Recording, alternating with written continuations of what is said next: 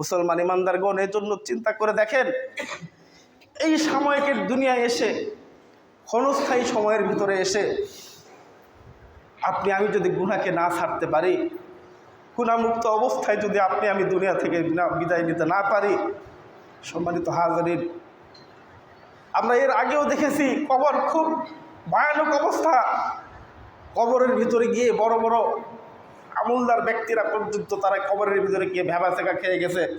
মুসলমান ইমানদার গুণ, আপনার আমার আমল নাই, আপনার আমার ইমান নাই, এই অবস্থায় যদি আপনি আমি দুনিয়ার বুক থেকে বিদায় নিয়ে চলে যাই, সম্মানিত হাজিরিন, কবর আপনার আমার সাথে কি ব্যবহার করবে? কবর আপনার আমার সাথে কি ব্যবহার করবে?